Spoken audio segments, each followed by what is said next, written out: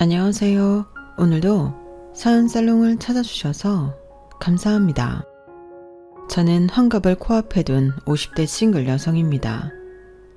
결혼도 안 한 여자가 무슨 사연이 있다고 사연을 보냈냐 궁금해하실 분도 계실 것 같은데 제가 사연을 보내게 된 계기는 올케 때문이에요.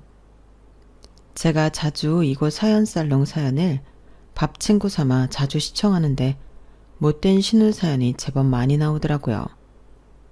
저 역시 신우 입장이다 보니 그 점이 무척 안타까웠는데 안 그런 신우도 정말 많아요.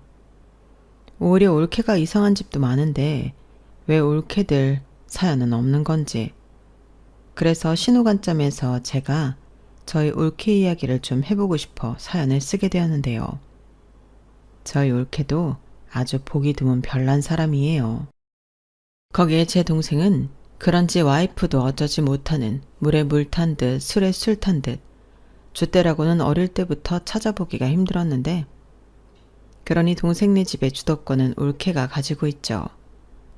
제 친구들을 보니 이젠 세상이 변해서 남편들이 아니고 자기들이 집안 경제권이며 모든 결정권을 전부 다 갖고 있는 경우를 많이 봤는데 저희 동생네도 그런 셈이었어요. 그리고 저희 올케는 생긴 거랑 다르게 은근히 고집도 세고 이거 다 생각하면 절대 남의 말을 듣지 않는 성격인데요.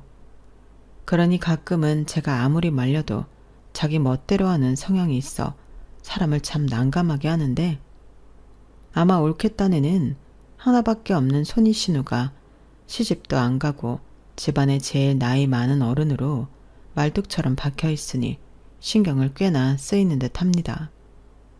원래 신우와 올케 사이가 좋아 지내기는 많이 힘들잖아요. 다행히 저랑 올케가 한 집에 사는 건 아니라 다행이라면 다행인데 올케는 그럼에도 불구하고 싱글인 손이 신우를 많이 의식하는 것 같더라고요. 저 역시 떨어져 산다고 해도 올케 내외와 조카들이 제가 나고 자란 본가에서 살고 있으니 나름 신경이 쓰일 때가 있는데 아마 이건 피차가 똑같은 거겠죠. 제 생각엔 본가에 산다는 게 내 집에 사는 것도 아닌 것 같고 신우라고 내려오면 마치 집주인이 내려온 듯 오만 신경이 다 쓰이는 것 같은데 여러분은 저랑 올케 사이가 왼수일 것 같나요? 아니면 가족일 것 같나요? 지금부터 그 이야기를 시작해 보겠습니다. 일단 제 이야기를 조금 해보고 싶은데요. 저도 참 기구한 인생을 살았거든요. 저는 현재 같은 사람이랑 30년째 연애 중이에요. 연애를 오래 하다 보니 이젠 굳이 결혼을 해야 하나 싶어 남자친구와 평생 이렇게 살자고 약속한 상태인데 사실 남자친구와는 팔팔한 20대에 결혼을 하고 싶었죠. 하지만 남자친구와 어머니가 저는 무조건 안 된다고 반대하셔서 결혼을 못했어요. 그리고 저는 자존심도 상하고 너 아니면 내가 결혼할 남자가 없냐 하는 마음으로 남자친구에게 이별을 통보하기도 했는데 남자친구는 죽어도 저랑 헤어질 수 없다며 저에게 매달렸어요. 그래서 평생 이렇게 살면 되지 그깟 결혼 안 하면 그만 아니냐고 둘이 작당을 했는데 이렇게 오래 한 남자랑 연애하게 될 줄은 몰랐네요. 덕분에 저는 남자친구 어머니한테 오랫동안 미움을 받았는데 가진 방법을 동원해 당신 아들을 장가 보내려 하셨지만 뜻대로 되지 않았기 때문이었죠. 남자친구가 한 고집 하는 성격이거든요. 그리고 그 성격은 자기 엄마를 닮은 건데 내가 니들 허락해 주나 봐라 이렇게 버티셔서 저희는 아주 긴 연애를 하게 되었어요. 그리고 그렇게 쌩쌩하셨던 남자친구 어머니가 병환으로 누운 건 10년 전이었는데 3년 후쯤 돌아가시고 말았죠. 그때 기분이 참 뭐랄까 야속하기도 하고 또 슬프기도 했었는데 제가 이런 경험이 처음이 아니었어요. 저희 친할머니가 돌아가실 때 비슷한 감정을 느낀 적이 있었거든요. 그리고 남자친구의 어머니가 돌아가셨을 때 결혼을 할까 했었는데 정말 저는 그 남자랑은 부부의 연이 없나 봅니다. 뒤늦게 알았는데 제가 많이 아팠거든요. 그리고 그때 인생이 참 허무하다라는 걸 새삼 깨달았는데 저희 엄마가 늘 하시는 말씀이 떠올랐어요. 평범하게 사는 게 시시해 보여도 사실은 그게 제일 어려워. 엄마는 평생 남들처럼 평범하게 살고 싶었거든. 근데 그게 정말 어렵더라. 혜숙이 너는 엄마처럼 살지 말고 남들처럼 평범하게 살아. 엄마는 네가 꼭 그랬으면 좋겠어. 이렇게 말씀하셨는데 그때 저는 엄마의 그런 말이 마냥 듣기 좋지는 않았죠. 엄마는 왜 그런 말을 해? 나는 평범하게 안 살 거야. 남들 부러움 한 몸에 받고 떵떵거리면서 잘 살 거야. 누구보다 행복하고 누구보다 부자로 살 건데 우리 딸은 누구 닮아 그렇게 욕심이 많아? 너 그러다 사소한 행복도 다 놓치고 산다? 세상엔 평범해도 잘 살고 행복한 사람이 많거든? 싫어. 나는 그런 시시한 거 말고 진짜 잘 살 거야. 두고 봐. 저는 이렇게 어릴 때부터 여자이면서 포부가 남달랐어요. 그리고 이런 저를 죽어라 미워하고 싫어하던 할머니가 계셨는데요. 저한테는 8살 어린 남동생이 있었거든요. 남동생은 유복자로 아빠가 돌아가시고 태어난 아이였는데 할머니는 늘 제 동생을 죽은 당신 아들 보듯 하셨어요. 그러니 차별은 말할 것도 없고 좋은 모든 건 제가 아닌 동생에게 주려 하셨는데 할머니는 저뿐만 아니라 엄마도 죽도록 미워하셨죠. 엄마 팔자가 드세서 아빠가 제명에 못 살고 죽었다고 믿는 양반이셨거든요.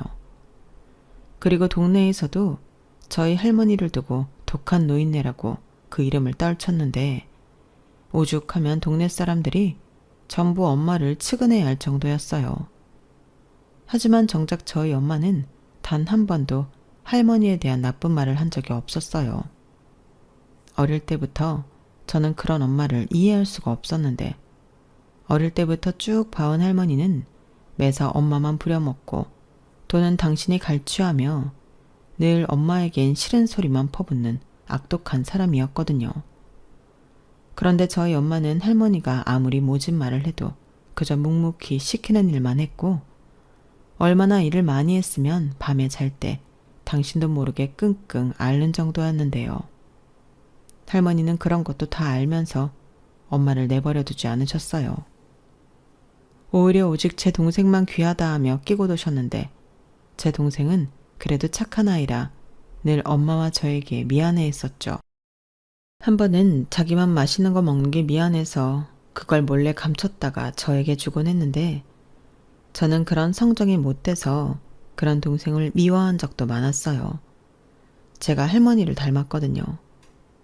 동생은 유한 아빠를 닮았다고 동네 어른들이 그러셨는데 저는 딱 성격이 할머니라고 했어요. 저는 크면서 그 소리가 제일 듣기 싫었는데요. 엄마는 그 소리가 나쁜 소리가 아니라고 너무 그렇게 열 올릴 필요가 없다고 하셨어요. 할머니 진짜 대단하신 양반이야. 할아버지 일찍 돌아가시고 혼자 6남매를 키웠잖아. 아빠가 막내라 유독 예뻐하셔서 아빠 잃고 상심이 커서 그렇지 원래는 안 그래. 속이 얼마나 깊으신데. 그런 할머니를 닮았다고 하면 오히려 좋지 않니? 이렇게 말했는데 저는 그런 엄마에게 질색하며 말했어요. 말도 안 돼. 할머니가 속이 깊다고? 무슨 그런 이상한 말이 다 있어. 사람들이 나 할머니 닮았다고 하는 거 욕심 많아서 그러는 거잖아. 누굴 바보로 알고? 욕심 많지. 너도 네 할머니도. 그래서 우리가 이만큼 사는 거잖아. 아니지. 우리가 이만큼 사는 건 엄마가 죽어라 이래서 그런 거지. 엄마는 왜 자꾸 바보처럼 참기만 해? 일은 엄마가 다 하고 돈은 할머니만 챙기잖아. 할머니 돈이 우리 돈이지. 그리고 엄마는 혜숙이 너처럼 똑똑하지가 못해서 돈 관리도 잘 못해. 그런 건 할머니가 잘하지. 아, 이래서 문제야. 이러니까 엄마가 맨날 할머니한테 당하고 사는 거라고. 나는 절대 엄마처럼 안 살아. 그래, 너는 똑똑하니까 엄마처럼 살지 마. 너 하고 싶은 거 다 하고 멋지게 살아. 엄마도 그랬으면 좋겠다. 대리만족하게. 엄마도 참 그런 소리가 어딨어. 왜 대리만족을 해? 엄마도 엄마 행복을 찾아. 저는 어릴 때 엄마가 너무 물러터져서 바보라고 생각했어요. 막말로 아빠도 없는데 그 모진 시집살이를 견딜 이유가 뭐가 있냔 말이죠. 하지만 엄마는 친정이 없었고 가족이라고는 할머니밖에 없다며 할머니 곁을 떠나지 않으셨는데, 그런 할머니가 제가 고등학교에 다닐 때 위암으로 투병을 하게 되셨어요. 그리고 그 수발을 전부 저희 엄마가 하셨는데, 할머니는 싫지만 엄마만 고생하는 게 싫어서 제가 많이 도왔어요. 동생도 데려다가 같이 하자 시켰죠. 그럼 할머니는 질색팔색을 하며 동생은 안 해도 된다고 돌려보내려 하셨는데, 저는 그때도 할머니 몰래 동생을 많이 부려먹었어요. 동생은 워낙에 할머니 애정을 많이 받고 살았으니까 그 정도는 괴롭혀도 된다고 생각했거든요. 동생은 착하고 바보 같아서 누나가 시키면 불평도 하지 않고 다 하는 아이였는데, 나중에 알았어요. 동생이 바보라서 그런 게 아니라 마음이 넓어서 저를 이해해주고 참았다는 것을요. 그리고 할머니 역시 엄마 말처럼 처음부터 끝까지 독하고 나쁜 사람은 아니었는데요. 제가 한 번은 너무 열받아서 병상에 누워있는 할머니한테 한 소리 한 적이 있었어요. 저는 미운 털이 단단히 박힌 손녀라 그런 말을 해도 할머니한테 마음의 생채기 하나 낼 수 없을 거라고 생각했는데 그게 아니더군요. 그때 할머니가 저한테 하신 말씀이 정말 충격이었어요. 너는 나 죽거든 네 엄마 곁에 꼭 붙어 있어라. 바보 같은 게 그렇게 내가 지 살 길 찾으라고 부려먹고 괴롭혔는데도 꼼짝을 하질 않았어. 그리고 너는 알지? 네 엄마, 네 아빠 죽고 큰일 날 뻔도 여러 번 했잖아. 마음이 여려서 그래. 그런 게 나 가고 나면 또 얼마나 아파할까? 그러니까 너는 네 엄마 꼭 붙들고 있어. 딴 생각 못하게. 내가 그렇게 정 붙이지 못하게 모질게 굴었는데 기어이 정을 붙이고 살았네. 내가 그 정 떼려고 얼마나 노력했는 줄 아냐? 나는 네 엄마를 보고 있으면 가슴이 미어진다. 팔자도 사납지. 부모복 없으면 서방복이라도 있어야 하거늘. 네 아빠도 못된 놈이야. 그렇게 짧게 살다가 갈 거면 뭐하러 장가를 갔어? 혹시 알아? 네 엄마도 네 아빠 아니었으면 다른 놈 만나 더 잘 살았을지. 에휴, 그러니 너는 네 엄마 많이 위해줘라. 적어도 자식복은 있어야지. 그래야 공평하지. 할머니, 왜 갑자기 그런 말을 해요? 다른 사람 같아요. 언제부터 엄마를 그렇게 걱정했다고. 할미가 죽을 날이 다가와서 그런가 보다. 너한테만 얘기하는 거야. 널 보고 있으면 꼭 나 같아서. 그런 말 하지 마세요. 저는 그 소리 듣기 싫단 말이에요. 제가 어딜 봐서 할머니를 닮았어요? 그래, 나 안 닮았다 치자. 어쩜 말하는 꼬라지도 그 모양인지. 그래도 너 확빈해준 사람은 이 할미야. 치, 그게 왜 할머니 돈이에요? 우리 엄마 돈이지. 그리고 할머니는 저 고등학교 보내지 말라고 하셨잖아요. 내가 모를 줄 알아요? 눈치도 빠른 년. 그래, 맞다. 그러니 너도 평생 나 미워하고 살아. 여자가 너무 똑똑하면 팔자가 드세다고 안 하냐? 너는 지금도 드센데 얼마나 더 드세려고 공부까지 한다고 해. 그래서야 원 시집이나 가겠냐? 이봐봐, 또 악담이셔. 할머니는 그렇게 제가 미우세요? 밉지. 우리 경호는 착해 빠졌는데 너는 야가 빠졌잖아. 그러니 안 미워? 꼭 나 닮은 게. 또 그 소리. 아무래도 우리 할머니 오래 살 건가 보네. 예전 모습 돌아오신 거 보니. 뭐야 이년아? 이게 할미가 아파 누워있으니 마음 놓고 놀려요. 어디서 이런 게 툭 하고 떨어졌나 몰라. 이제 그만 가라. 할미도 졸리다. 안 그래도 지금 가려고 했어요. 엄마도 오실 시간 됐고. 그래, 조심히 가. 그리고 할미가 너한테 많이 미안했다. 가라. 저는 할머니의 그 마지막 말을 한참 동안 잊지 못했어요. 그 말이 제가 할머니한테 들은 마지막 말이었거든요. 그리고 졸리다 하신 할머니는 영영 깊은 잠에 드셨는데, 엄마가 병원에 도착했을 때는 이미 숨이 멎은 후였다고 하더라고요. 참 아이러니하게도 할머니의 마지막 요언을 들은 사람은 할머니를 제일 미워하던 저였는데 생각해보니 태어나 그날이 가장 오래 할머니랑 이야기를 나눈 날이었죠. 그리고 할머니 장례를 치르는 내내 눈물이 마를 날이 없던 엄마 곁에서 저도 많이 울었는데요. 왜 그렇게 눈물이 나든지 그때는 알지 못했어요. 그저 할미가 미안했다. 그 소리가 내내 가슴에 꼭 하고 박혀 저를 울리기만 했는데 할머니는 끝까지 나한테 왜 이럴까 그런 생각만 했더랬어요. 그 후 엄마는 오랫동안 힘들어하셨어요. 저는 할머니가 돌아가시면 엄마의 짐이 조금은 덜 할 거라고 생각했는데 마치 엄마는 친어머니가 돌아가신 것처럼 오랫동안 많이 슬퍼하셨죠. 그리고 그런 엄마를 보고 있으면 어린 마음에 이해를 전혀 하지 못하던 저였는데요. 오랫동안 풀리지 않는 수수께끼를 끌어안고 있는 기분이었어요. 그리고 그 답을 엄마가 직접 해주셨는데 저는 그제야 아주 오랫동안 품고 살았던 미움과 원망을 내려놓게 되었답니다. 엄마에게 할머니는 시어머니 이상의 존재였더라고요. 엄마는 할머니를 시어머니가 아닌 친정엄마라고 생각하고 살았다 하셨는데 그래서 그런 모진 말도 참을 수 있었다고 했죠. 말도 안 돼. 어딜 봐서 할머니가 엄마한테 그런 존재야? 친엄마는 안 그러지. 그런가? 근데 엄마는 아닌 것 같았어. 엄마가 부모님을 아주 일찍 여의고 고아처럼 살았잖아? 그때 남들 다 있는 가족이 얼마나 갖고 싶었는지 아니? 엄마는 부모 있는 사람이 제일 부러웠어. 그래서 네 아빠가 결혼하자고 했을 때 너무 좋았지. 그리고 네 아빠가 그렇게 일찍 죽고 엄마에게 남은 가족은 할머니뿐이었잖아. 그때 나는 그래도 혼자는 아니구나. 얼마나 고맙고 감사했는지 몰라.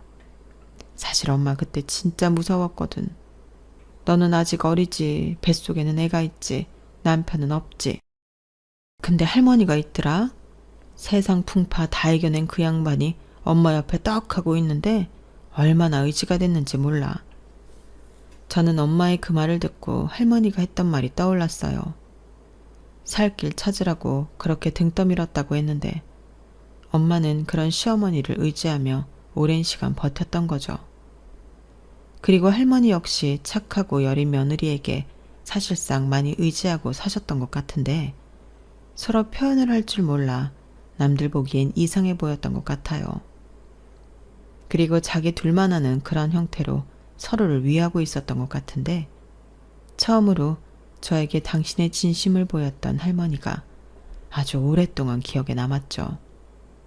지금 생각해보면 할머니가 당신을 닮은 손녀에게 처음으로 당신의 진짜 마음을 내보인 게 아닐까 생각도 해요.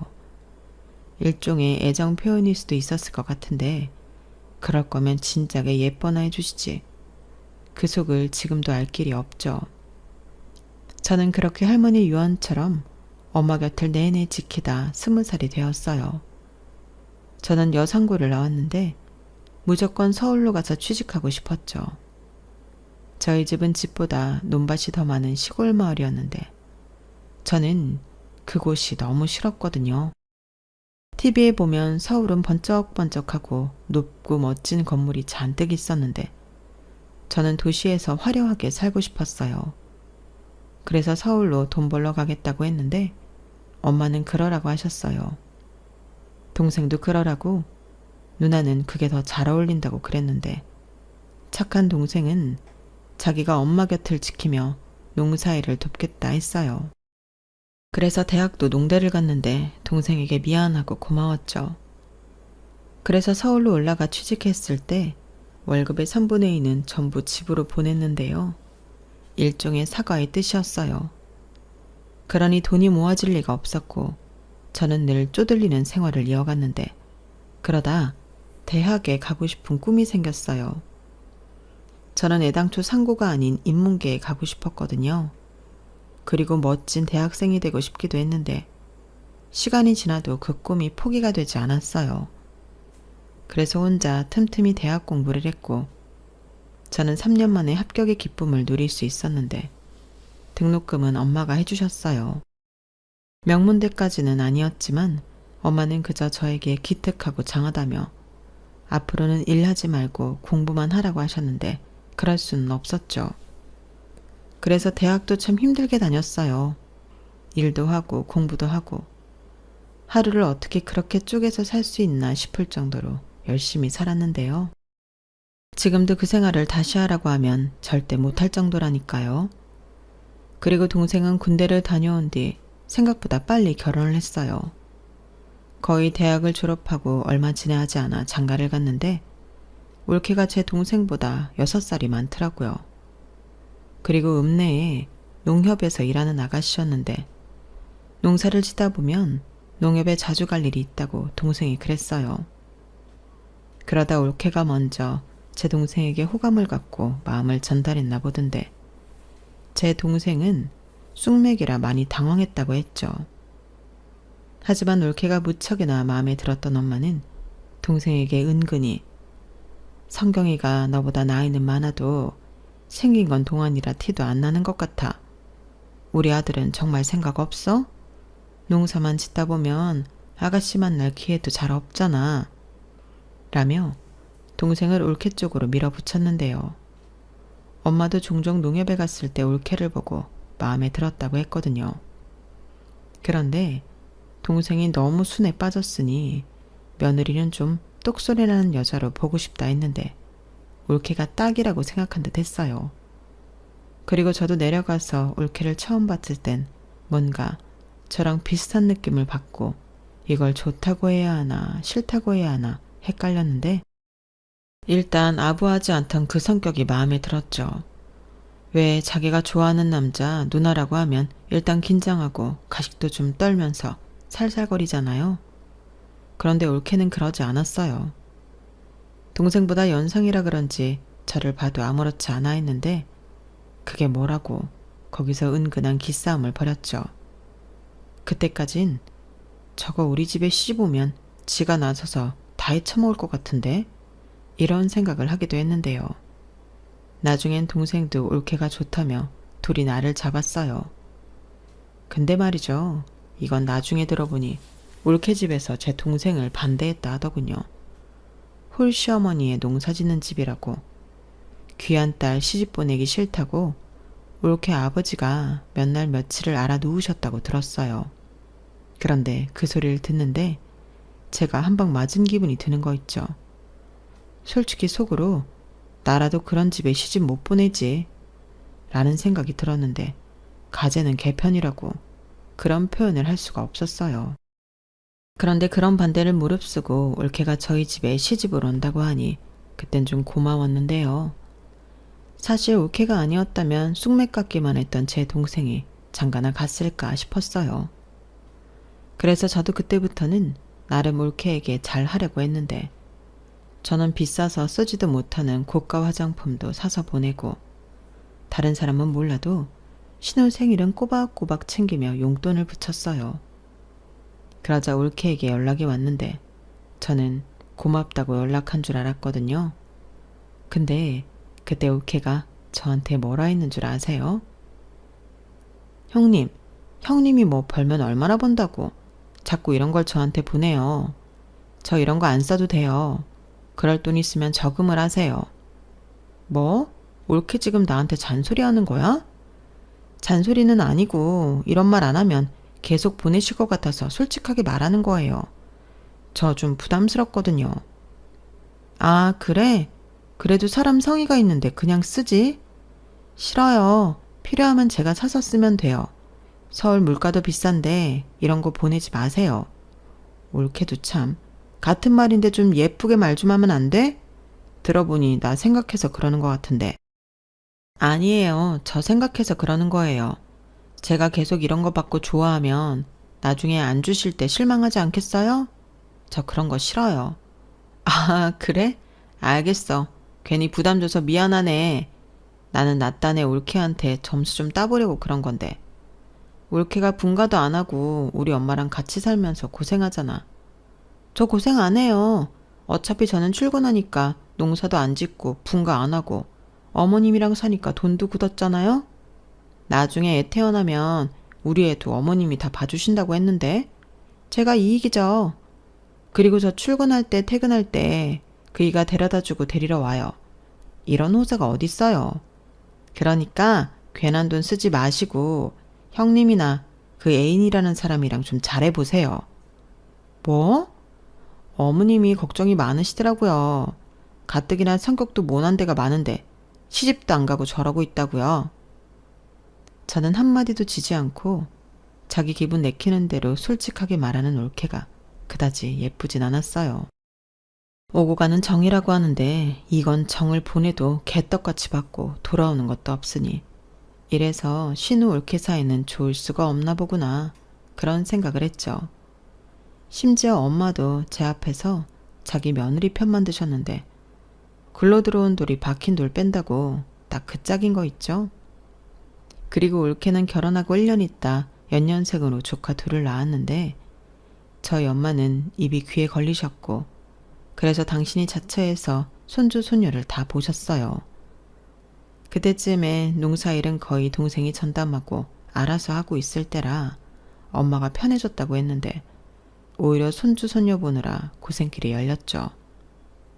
엄마, 가뜩이나 허리도 아프고 손목이며 무릎이며 다 아프다고 하면서 왜 애를 봐줘? 애 보는 게 얼마나 힘든데. 그리고 원래 애 봐준 공은 없다는 소리 못 들었어? 너는 애도 안 낳아본 게 뭘 안다고 그래? 나는 하나도 안 힘들어. 애들 보고 있으면 얼마나 행복한데. 그리고 성경이가 나 월급도 준다? 150만 원. 야, 이게 웬 횡재냐? 뭐? 150만 원? 엄마는 애 둘을 봐주는데 그거 받고 좋아? 이거 안 되겠네. 내가 한 소리 해야지. 어허, 너 그러기만 해? 성경이 월급이 뭐 얼마나 된다고 그래? 지딴 애는 많이 주는 거야. 사실 그런 거 안 줘도 내가 봐줄 건데 나는 고맙지. 하여간 며느리만 싸고 돌지. 엄마 딸 어딨어?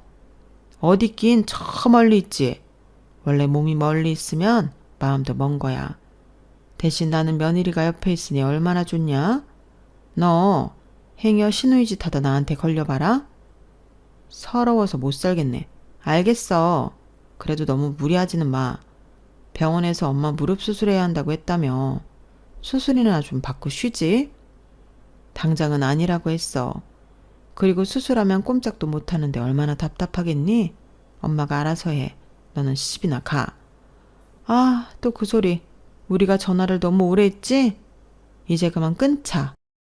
저는 엄마한테 결혼에 대한 이야기를 들으면 언제나 서둘러 전화를 끊었어요.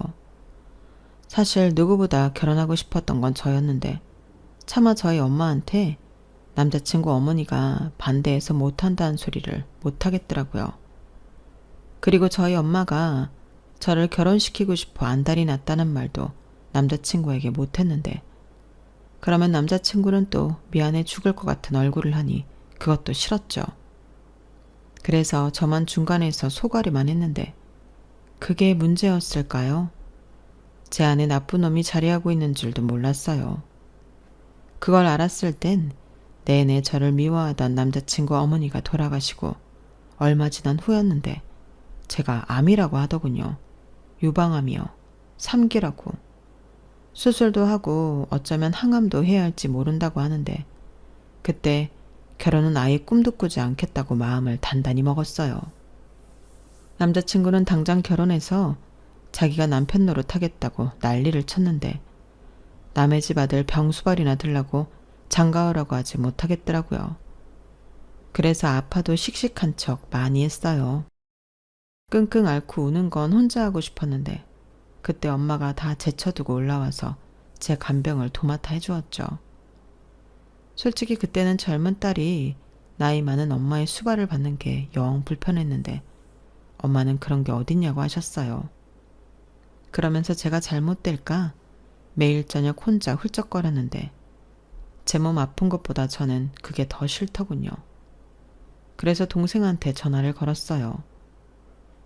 누난데 엄마 좀 데리고 가. 뭐? 왜?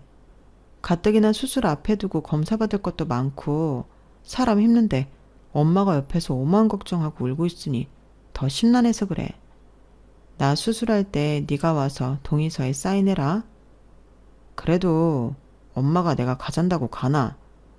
그럼 나더러 계속 불편하게 있으라고? 누나도 참 못됐다. 엄마가 누나 걱정돼서 그러는 건데 좀 참지. 누가 누구한테 참으라고 해. 내가 환자야. 알았어. 일단 말은 해볼 텐데 기대는 하지 마. 동생은 말은 그렇게 했어도 다음날 올케와 같이 올라와 엄마를 설득했어요. 그리고 무슨 소리를 어떻게 했는지 모르겠는데 올케가 제 병실에 남겠다고 하더라고요. 그리고는 형님, 저는 옆에서 걱정도 안 하고 울지도 않을 거니까 괜찮죠? 라고 하는데 황당 그 자체였어요. 직장은 어쩌고 여길 와 있냐고 제가 물으니 아껴뒀던 월차를 저 때문에 썼다고 나중에 저더러 갚으라고 하더라고요. 말이라도 괜찮다고 해주면 어디가 덧나나요? 그래도 혼자 있는 것보다는 올케가 있는 게 좋긴 했어요. 엄마가 있을 땐 도리어 제가 신경을 많이 썼는데 올케는 제가 신경 쓸 필요도 없고 지가 싫으면 지 집에 갈 테지 하고 많이 속이 편했는데 올케도 저를 많이 신경 쓰지 않더라고요. 그런데 희한하게 올케가 간병을 곧잘 했는데 한 번은 궁금해서 해본 적이 있냐 물으니 저희 엄마가 오래 아프셨거든요. 신장이 안 좋으셔서. 그래서 어릴 때부터 이런 건 잘했어요. 라고 하는데 그땐 올케가 좀 달리 보였어요. 말은 툭툭 해도 마음은 그렇지 않다는 걸 알겠더라고요. 게다가 나중에 보니 제 동생이 올케를 더 많이 좋아하고 챙기려고 했는데 아마도 저런 속을 다 알고 그러는 것 같더라고요. 그러고 보니 올케는 좋은 건 좋다, 싫은 건 싫다 딱딱 부러지게 표현하는 성격이었는데 저도 같이 있으면서 어느 정도 그 성격에 적응이 되었죠. 그리고 저는 수술받고 며칠 뒤 퇴원하게 되었는데요. 남자친구가 지극정성이었어요. 제가 병원에 있을 때도 잠만 제 옆에서 자지 못했지 매일 출근 도장을 찍던 사람이었는데 그래서 올케도 제 남자친구를 자주 봤죠. 그런데 희한하게도 제 남자친구에 대해 한마디도 하지 않았는데요. 오히려 엄마가 전화해서 그 남자 어떤 것 같니? 네가 보기에 좋아 보여? 이렇게 물었는데 그때도 올케는 모르겠다고 말할 뿐이었죠. 그래서 보다 못한 제가 올케 보기엔 내 남자친구가 그저 그래? 이렇게 물은 적이 있었는데요. 그때 올케는 남녀 사이를 제가 어떻게 알아요? 제가 본다고 다 아나요? 형님이 좋으면 좋은 사람이겠죠. 이렇게 말하며 정말 관심이라고는 1도 없다는 듯 지 할 일만 했어요. 그리고는 제가 태어나던 날 동생이 지 마누라 데리러 왔는데 제가 고맙다고 돈 봉투를 내미니 그건 자기가 받을 만한 것 같다며 쏙 가져가는 거 있죠. 그때 제 남자친구도 뭐가 그리 웃긴지 계속 웃었는데 이건 뭐 고마워도 찝찝하고 그러더군요. 그런데 몇 년 뒤 제가 정말 올케한테 고마워해야 할 일이 생겼어요. 사람 일은 아무도 모른다고 저희 엄마 허리나 손목 그리고 무릎 같은 곳만 걱정했지 엄마에게 치매가 올 거라고는 상상도 하지 못했는데요. 동생 말로는 꽤 오래전부터 징조가 있었다고 하더군요. 엄마가 원래 깜빡깜빡 하는 사람이 아니잖아. 근데 나는 그게 단순한 노안으로 알았지. 그게 치매일 줄은 라고 하는데 저는 엄만 동생에게 화를 냈어요. 너는 그럼 당장에 엄마를 병원에 데려가 검사부터 받게 했어야지. 왜 이 지경까지 오게 만들어? 그때 조기 발견했으면 약이라도 먹고 진행이라도 멈추게 했을 거 아니야. 미안해. 나는 진짜 몰랐지. 너 이제 어떡할 거야? 우리 엄마 어떡할 거냐고. 동생은 계속 저에게 미안하다고 했어요. 사실 동생 잘못이 아닌데 저는 그렇게라도 남 탓을 하고 싶었죠. 그때 당시 저는 완치 판정 전이라 병원에 계속 꾸준히 다니고 있을 때였는데 일도 하고 있었고 쉽게 엄마 곁을 지킬 수 있는 실정이 아니었어요. 그래도 내가 딸인데 엄마를 모시고 오든 내가 내려가든 해야 할 것 같아 머리를 굴리고 있으니 옆에서 남자친구가 무리하면 안 된다고 저를 말렸고 그때 올케한테 연락이 왔죠. 자기가 한다고. 저더러 걱정하지 말라고 했어요. 어차피 자기가 엄마랑 같이 사는데 자기가 하면 된다고 저더러 저는 제 치료에 전념하라고 했는데 그 말이 고깝게 들리지 않고 너무 고맙더군요. 하지만 치매는 긴 병이었어요. 긴 병에 효자 없다고 하물며 피도 안 섞인 며느리 얼마나 힘들었겠어요. 그때 마침 저는 완치 판정을 받았고 당시 다니던 회사에도 안식년을 지낼 수 있어 고향에 내려갈 수 있는 상황이 되었는데 고민도 하지 않고 짐을 쌌죠. 남자친구는 서운해하는 눈치였지만 아무 말도 못했어요. 그저 자기가 자주 가겠다 이 말만 했는데 저는 그러라고 했죠. 무리할 필요는 없으니 편하게 하자고 했어요. 그리고 그때부터는 제가 집에서 엄마를 거의 전담으로 맡았는데 올케가 10kg 넘게 살이 빠져 있는 모습을 보고 놀랐거든요. 저렇게 고생을 많이 했구나. 근데 어쩜 나한테는 말도 하지 않았지? 이런 생각에 저는 그때 처음으로 동생 내외에게 분가를 하라고 제안했어요. 돈이 부족하면 내가 보탤게. 이만큼 엄마랑 살았으면 오래 살았지. 누나, 갑자기 왜 그래? 누나 여기서 계속 살 거야? 회사엔 안식년 낸 거라며. 아주 그만두려고? 그때는 내가 엄마 모시고 올라가든 누나가 알아서 해. 형님, 그런 말 마세요. 저희가 돈이 없어서 분가를 못하는 것도 아니고 여기가 좋아서 있는 거예요. 그리고 형님이 계신다고 해서 달라질 것도 없고 막말로 형님이 저보다 경험도 없는데 혼자 뭘 어쩌시려고요. 나는 올케한테 미안해서 그러지 살이 쏙 빠져가지고 친정엄마도 아니고 시어머니를. 저 한 번도 어머니 시어머니라고 내외한 적 없어요. 그리고 치매 앓기 전에는 저한테 얼마나 잘해주셨는데요. 저 그거 갚고 있는 중이에요. 그리고 제가 계속 공부를 하고 있는데 완치는 어려워도 나아질 수 있대요. 뭐? 정말? 네. 그리고 저 다음 달까지만 회사 가고 퇴직하기로 했어요. 이랑 얘기 다 했고 제가 더 어머니 곁에서 모실 거예요. 올케, 그러다 병나. 형님도 있고 이이도 있는데 제가 왜 병이 나요? 저 괜찮아요. 요즘 살 빠져서 예뻐졌다는 말도 자주 들어요. 처녀 때 입었던 옷도 잘 맞고 요즘 얼마나 신나는데요? 저는 그때 올케의 진짜 모습을 봤어요. 말은 투박하게 해도 마음이 너무 예쁘고 속이 깊은 올케의 모습에 자꾸만 눈물이 났는데 동생도 옆에서 울더군요. 그리고 치매에 걸린 엄마는 정말 머릿속이 이상해졌는지 저를 돌아가신 할머니로 알고 올케를 저라고 생각하셨는데 아주 미치고 팔짝 뛰었어요. 할머니 계실 때는 내내 참고 있던 그 울분이 그제야 쏟아지더라고요. 어머니 진짜 왜 그러세요? 왜 나한테만 그러세요? 내가 뭘 잘못했다고. 저도 어머니 싫어요. 이렇게 저를 향해 울분을 쏟아내는데 아무 말도 못했어요. 그리고는 올케에게 혜수가, 우리 혜숙이 어디 갔었어? 엄마가 얼마나 찾았는데 밥 못 먹었고? 아휴, 얼굴에 살이 쏙 들어갔네. 밥 먹자. 엄마가 맛있는 거 해줄게. 라고 하는데 그 소리를 들은 올케는 네 엄마, 그럼 엄마는 여기에 계세요. 제가 얼른 장 봐올게요. 제가 먹고 싶은 걸로 다 사올게요. 라며 아무렇지 않게 제 행색을 부리는데 저만 나쁜 역할이었어요. 분명 엄마가 치매 때문에 그런다는 걸 아는데도 자꾸만 심사가 뒤틀리더라고요. 하지만 그렇다고 엄마에게 화를 낼 수도 없고 올케한테 화를 낼 수도 없으니 멀리 있는 남자친구에게나 하소연을 쏟아냈는데 남자친구는 그저 이해해 주라고 그래도 올케가 있어 얼마나 다행이냐고 하는데 그러게요. 다행이죠. 그렇게 엄마랑 꼬박 반년 넘게 있어 보니 이건 정말 아무리 가족이라도 할 짓이 못 되더군요. 어디서 그런 괴력이 나오는 건지 한 번씩 다른 사람이 되는데 너무 놀랍고 무서웠어요. 하지만 올케는 그때도 덤덤하게 대처했고 능숙하게 저와 제 동생에게 지시를 했는데 그러면 거짓말처럼 엄마가 진정되곤 하더라고요. 하지만 이 꼴을 다 보고 도저히 저 혼자 서울로 올라갈 수 없던 저는 큰 맘을 먹고 엄마를 시설에 모시는 건 어떻겠냐 물었는데요.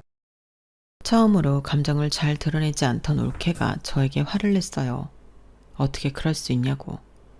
자기도 그런 생각을 안 하는데 딸이 그러면 안 되는 거 아니냐고 저한테 막 뭐라고 하더라고요. 저는 지 힘들까봐 한 소리였는데 올케는 그런 건 필요 없답니다. 그러면서 저는요 매일같이 어머니가 정신이 돌아올 때만 기다려요. 다른 사람들은 이제 그런 기대하지 말라고 하는데 저는 어머님이 꼭 예전 모습으로 돌아올 것 같아서 내내 기다린다고요. 그런데 그런 어머니를 시설에 모시자고요? 그게 모시는 거예요? 버리는 거지. 그런 소리나 할 거면 형님은 그냥 서울로 가시는 게 낫겠네요. 라고 하는 거예요. 그런데 저 한심하게도 올케랑 싸웠어요. 어디서 큰 소리냐. 어디서 우리 엄마 생각해주는 척하냐. 네가 그래도 며느리고 남이지 딸만 하냐고 유치하게 그러는데 동생이 그러더군요. 누나는 이제 그만 올라가. 완치 판정 받았어도 무리하면 안 돼. 라고 하는데 저는 그래 니들끼리 잘해봐라. 그러고 서울집으로 돌아왔어요. 그리고는 후회의 눈물을 얼마나 많이 흘렸는지 모르겠는데 꼴에 자존심은 있어서 전화하지 않았죠. 전화하면 미안하다고 해야 하는데 그 소리가 입 밖에 나갈 것 같지 않았거든요. 그렇게 시간이 조금 흘렀는데 올케에게 연락이 왔어요. 아무래도 엄마가 곧 떠나실 것 같다며 얼른 오라고 울먹이면서 얘기를 하는데 손이 바들바들 떨리더군요. 저는 겨우 남자친구에게 전화해 같이 가자고 했고 그렇게 엄마의 마지막을 펑펑 울면서 함께 했어요. 엄마는 가시는 마지막엔 정신이 돌아왔는지 제 손을 연신 쓰다듬다가 눈을 감으셨는데요. 한 번을 꿈에 나타나지 않더군요. 올케는 종종 엄마 꿈을 꾼다고 하는데 저는 그때도 못내 서운했어요. 사실은 딸보다 며느리가 더 좋았던 게 아니었을까. 애꿎은 하늘만 쳐다보며 서운하다 했는데 동생이 이제 슬슬 엄마 재산을 정리해야 하지 않겠냐며 저더러 내려오라고 하더군요. 그러고는 정확하게 반반하자고 하는데 저는 됐다고 했어요. 내가 무슨 자격으로 이것들을 받냐고 니들 다 하라고 했는데요. 동생은 그럴 수 없다고 고집을 부렸죠. 평상시에는 고집이라고는 부릴 줄 모르는 놈이 그때는 완강했어요. 하지만 고집은 제가 더 셌는데 제 몫은 옳게 하라고 했네요. 저는 그때가 아니면 올케에게 제 마음을 전달할 수 없을 것만 같았거든요. 우리 엄마 옆에 오래오래 있었던 사람은 내가 아니고 올케잖아. 올케가 며느리 노릇 딸 노릇 다 했는데 이거 올케 가져. 형님, 저 이런 거 바라고 어머니 돌봐드린 거 아니에요. 그리고 정신 운전하실 때 제가 받은 게 더 많다니까요. 그래 알아. 근데 내가 그러고 싶어. 잘 가지고 있다가 하늘이 가을이한테 써. 요즘 애들 키우는데 돈 많이 들잖아. 그건 서울이나 그렇죠. 여기 애들은 그렇게 돈 많이 안 들어요. 나라에서 주는 것도 많은데. 그냥 좀 네 하고 받으면 안 돼? 가만 보면 올케는 은근히나 무시하는 것 같더라. 내가 나이 많고 서열도 위야. 누가 형님을 무시했다고 그러세요. 저는 있는 사실만 말씀드린 거예요. 그리고 저 정말 이거 받기 싫거든요. 부담스러워요. 이익 것도 있는데 제가 왜 형님 몫을 받아요? 그냥 받아. 나도 부담스러워서 그래. 나는 혼자잖아. 나 혼자 먹고 살 정도는 벌고 있고 모은 것도 있어. 더는 이 일로 말하지 말자. 안 그럼 이제 니들 안 보고 산다? 누나, 시끄러워. 정 그러면 엄마 쓰던 방 그거 놔줘. 나 올 때마다 내가 쓰게. 엄마 물건 하나도 버리지 말고 그냥 둬. 남들은 태워야 한다 어쩐다 하지만 그런 거 다 미신이야. 이제 내 몫은 내가 챙겼으니까 이 얘기는 그만하자. 저는 서둘러 고향집에서 나왔어요. 그리고 동생은 예전에도 그랬지만 쌀이며 구황작물이며 참기름, 들기름, 고추장까지 늘 바리바리 저에게 보냈는데 혼자 사는 제가 뭘 그렇게 먹는다고 아주 택배가 잊을만 하면 오고 또 오고 했어요. 덕분에 이웃들에게도 많이 나눠주고 남자친구랑도 나눠 먹었는데 뜬금없이 그때 그러지 말고 우리 그냥 같이 살까? 자기가 결혼하는 건 부담스럽다고 하니까 그냥 살기만 같이 살자. 나는 자기랑 한 방 쓰고 싶은데 싫으면 각방 쓰고 라고 하더군요. 저는 생각해 본다고 했어요. 전에는 그렇게 결혼이 하고 싶더니 여러 일을 겪으며 이렇게 지내는 것도 나쁘지 않은 것 같더라고요. 무엇보다 보여주기 싫은 모습은 안 보일 수 있으니 그게 마음이 편했어요. 글쎄요, 한 집에 산다는 건 좀 고민을 더 해봐야 할 것 같았어요. 그리고 어느 날 처음으로 엄마가 꿈에 나타나셨는데 제가 어릴 적 봤던 젊고 고운 모습으로 엄마가 저를 찾아오셨어요. 그리고는 활짝 웃으며 우리 딸 잘했다. 엄마가 많이 고마워. 라고 짧게 말했어요. 꿈에서 깨고 싶진 않았지만 저절로 눈이 떠졌어요. 아무리 다시 꾸고 싶어도 엄마는 꿈에 다시 나타나지 않더라고요. 그렇게 일주일 정도 지났을까? 올케에게 연락이 왔는데 난데없이 무슨 동네에 큰 골프장이 생긴다며 보상을 받게 되었다고 했어요. 무려 100억 가까이 된다며 어안이 벙벙한 소리를 했는데요. 동네 사람들이 아주 배가 아파 죽는다고 하더군요. 어머님이 그동안 사뒀던 땅이 꽤 되더라고요. 할머니 때부터 내려온 산도 있고 그거 다 팔라고 사람들이 와서 실측하고 갔어요. 그리고 도로도 난다고 하고 아무튼 우리 진짜 대박 났다니까요. 형님 얼른 내려와요. 저는 올케의 말을 듣고도 꿈인가 생시인가 했어요. 그리고 이내 어차피 욕심내지 않기로 한 거 그 돈에 미련 갖고 싶지 않았는데 동생이 그러더군요. 이 집도 어쩔 수 없이 넘겨야 해. 그럼 누나가 말한 엄마 방도 사라지는 건데 우리 그러지 말고 반반하자. 나 농사는 계속 할 거야. 그러니까 누나 집에 보내던 건 계속 보낼 수 있어. 저는 동생 말에 그딴 거 필요 없다고 또 못된 말을 하고 말았어요. 그저 본가가 또 엄마 방이 사라진다는 게 뿔이 났는데 얘기를 들어보니 안 판다고 고집을 부릴 상황도 아니더라고요. 그리고 올케는 아무 말 없이 몇 달 뒤 제 통장에 50억이라는 큰 돈을 이체했는데 제가 놀라 무슨 짓이냐고 따지니 이래야 제 속이 편해요. 그래야 나중에 어머니 볼 낯짝이 있죠. 정 그러시면 저희 애들 크거든 고모가 크게 쏘세요. 그땐 저도 뭐라고 안 할게요. 라고 하는데 정말 징글징글 맞게 말도 안 되는 올케였어요. 하지만 그런 올케가 있어 저는 너무 고맙고 다행이었는데 그래서 엄마가 그렇게 올케한테 잘해주려 했구나 이해가 가더라고요. 그리고 엄마가 그렇게 했듯 저 역시도 올케에게 잘해주고 싶은 마음이 아주 충만한데요. 이번에도 부담스럽다 어쩐다 할 것 같아 자중하는 중입니다. 아쉬운 제가 올케한테 맞추고 살아야지 어쩌겠어요. 나중에 조카들이 지 엄마 속썩이면 그때나 나서볼까 봐요. 요즘 동생한테 들어보니 조카들이 사춘기에 접어들어 하루가 다르게 싸가지가 없어진다고 하잖아요. 조만간 조카들 금융치료 해주러 한번 내려갔다 와야 할 것 같네요. 내리사랑이라고 하더니 그 말은 맞나 봅니다. 저는 아무리 싸가지가 없어도 조카들이 예뻐 죽겠거든요. 그러니 고모가 내려가서 살살살 달래고 와야 지 엄마 말을 좀 들을 것 같은데 이렇게라도 올케를 도울 수 있어 다행이라고 생각해요. 또 사람 성격이 변하진 않겠지만 시간이 지나서 나중엔 올케랑도 친구처럼 잘 지내고 싶은 마음인데 하늘에서 엄마가 도와주셨으면 좋겠습니다. 아울러 저 때문에 총각으로 환갑이 되어버린 남자친구에게 고마운 마음 전하며 앞으로는 더 많이 감사하고 행복하게 살겠습니다. 죽을 고비까진 아니었지만 사람이 한번 아프고 나니 하루하루 얼마나 소중한지 잘 알게 되었어요. 그리고 이젠 엄마가 말하던 평범한 그런 행복을 매일매일 발견하며 살고 있는데요. 행복이라는 것도 쌓이면 큰 행복이 되더라고요. 제 사연 들어주신 모든 분들도 그렇게 매일매일 행복을 찾으며 큰 행복을 만들어 가시길 진심으로 바라며 이만 제 사연을 줄이도록 하겠습니다.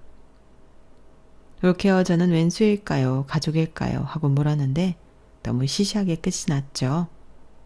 그래도 저는 올케와 가족으로 살고 있는 지금이 너무 만족스럽고 감사합니다.